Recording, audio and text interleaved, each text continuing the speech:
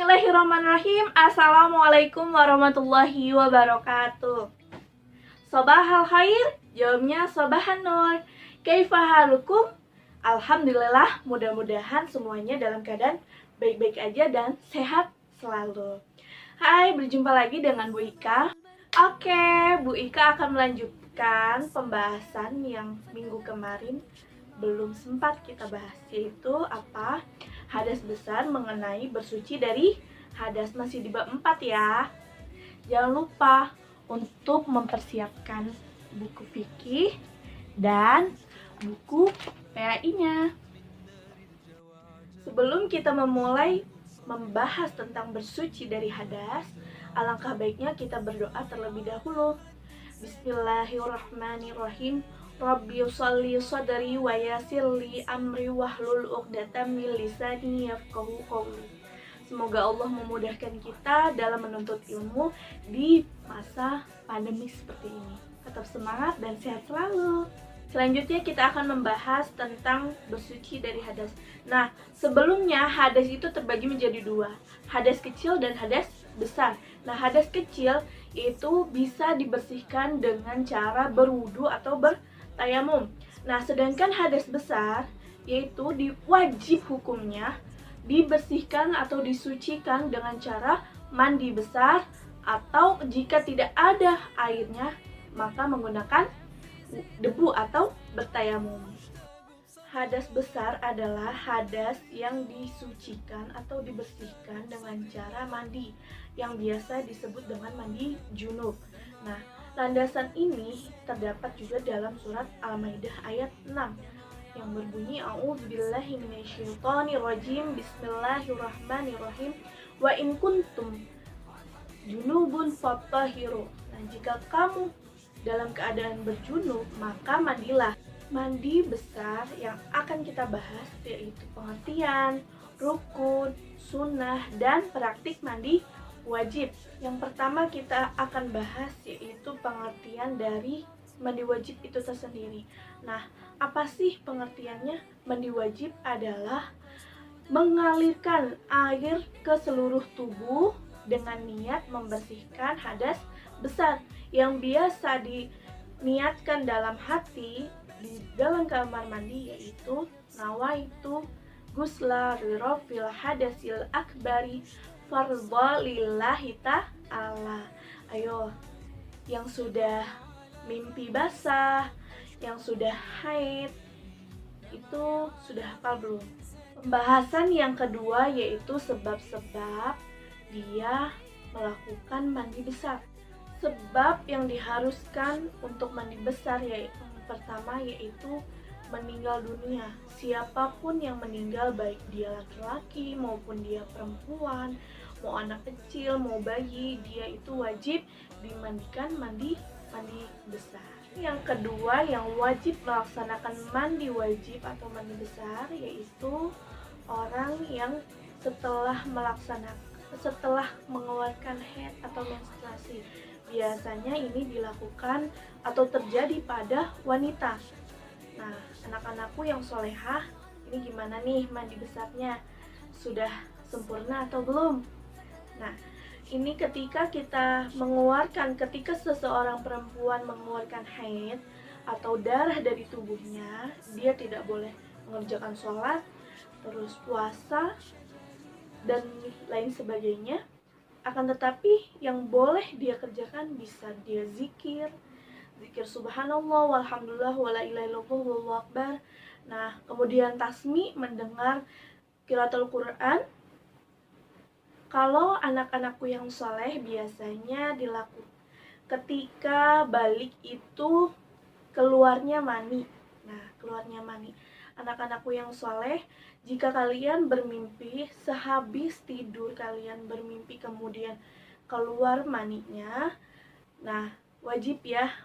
Orang yang ketiga yang wajib melaksanakan mandi wajib yaitu wiladah, orang yang baru melahirkan. Nah, yang terakhir yang keempat yaitu orang yang setelah nifas. Nah, setelah wiladah kemudian nifas 40 hari biasanya paling lama, kemudian dia wajib mandi besar, kemudian baru bisa melaksanakan ibadah-ibadah selanjutnya seperti sholat, puasa, dan lainnya. Oke, selanjutnya pembahasan rukun dari mandi wajib. Itu ada 3. Yang pertama niat. Wajib ya niat yang tadi Bu Ika sudah bacakan. Tolong dihafalkan yang belum hafal. Nah, yang kedua yaitu menghilangkan najis yang berada atau yang keluar ya.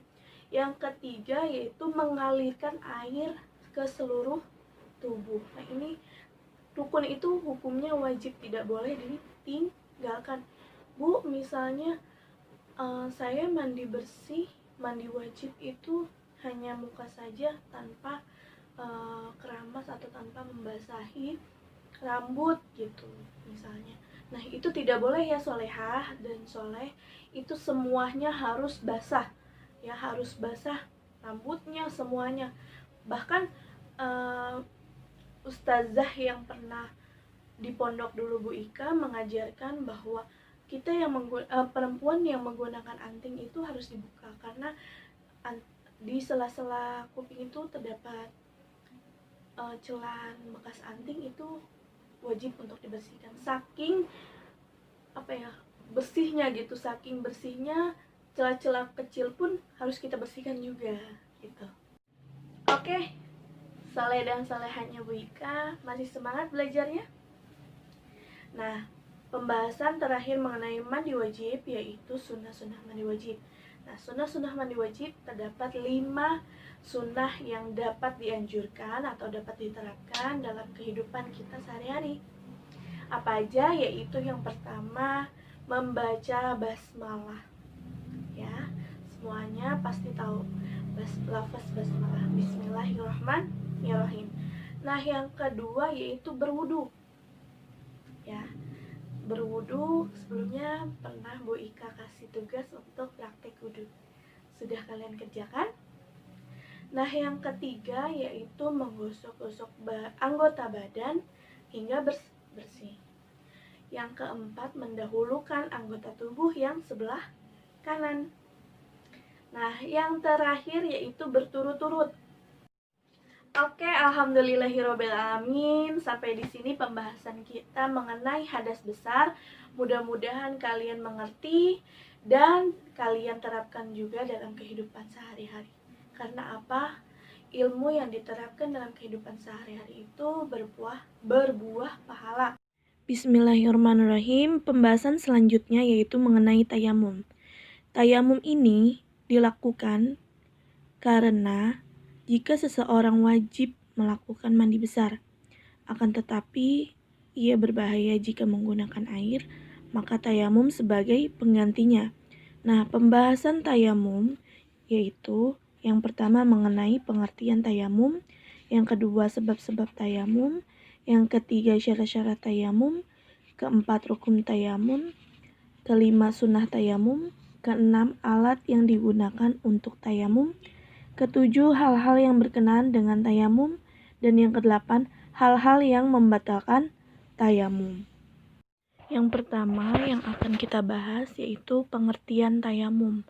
Tayamum berarti menyapukan debu atau tanah ke wajah dan kedua tangan sampai dengan kedua siku dengan syarat-syarat tertentu sebagai pengganti wudhu atau mandi wajib. Nah, yang kedua yaitu sebab-sebab tayamum. Sebab-sebab tayamum, ada beberapa sebab diperbolehkannya tayamum. Di antaranya yang pertama yaitu sakit dan akan menjadi mudorot jika terkena air. Yang kedua musafir, orang yang berada dalam perjalanan. Yang ketiga yaitu tidak ada air dan telah berusaha maksimal mendapatkan air. Yang keempat, ada air tetapi tidak cukup jika dipakai untuk wudhu atau mandi wajib. Yang kelima, ada air tetapi hanya cukup untuk keperluan minum saja. Yang keenam, yaitu ada air tetapi jauh dan sulit untuk mendapatkannya. Bagian ketiga yaitu syarat-syarat tayamum. Syarat-syarat tayamum meliputi 1.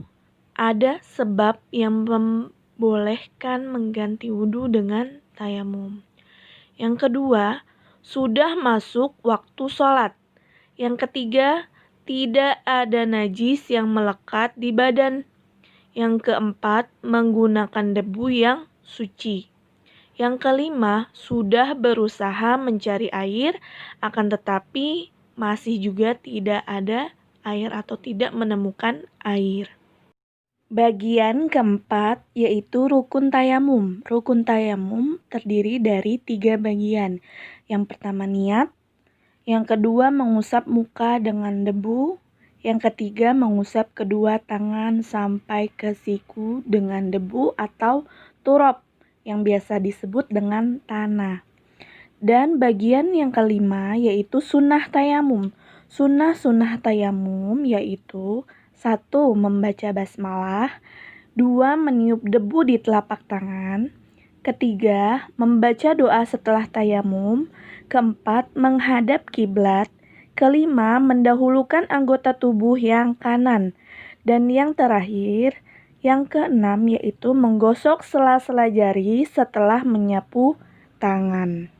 Bagian yang keenam yaitu alat yang digunakan untuk tayamum. Alat yang dapat digunakan untuk tayamum adalah tanah yang suci dan berdebu. Tayamum tidak boleh menggunakan tanah bongkahan, lumpur, atau tanah bernajis. Pasir yang halus atau batu yang telah hancur menjadi debu dapat digunakan sebagai alat tayamum. Hal ini dikiaskan dengan tanah berdebu. Bagian ketujuh yaitu hal-hal yang berkenaan dengan tayamum. Seseorang yang bertayamum karena tidak ada air, ia tidak wajib mengulangi sholatnya apabila mendapat air. Adapun tayamum karena jinabat, ia wajib mandi ketika air dan akan mengerjakan sholat. Hal itu disebabkan tayamum tidak akan menghilangkan hadas yang dibolehkan karena darurat. Bagian ke-8, hal-hal yang membatalkan tayamum. Beberapa hal yang dapat membatalkan tayamum antara lain yang pertama yaitu semua yang membatalkan wudhu sama saja membatalkan tayamum. Yang kedua, menemukan air bagi yang bertayamum karena tidak ada air. Dan yang ketiga yaitu dapat menggunakan air jika tayamum dilakukan karena terhalang menggunakan air. Oke, pembahasan kita sampai di sini mengenai mandi wajib dan tayamum. Nah, kalau ada pertanyaan silahkan di kolom komentar atau di WhatsApp Ika ya. Jangan lupa like, comment, and subscribe. Terima kasih atas perhatiannya. Jazakumullahu khairul jaza. Syukran wabillahi taufiq wal hidayah. Wassalamualaikum warahmatullahi wabarakatuh.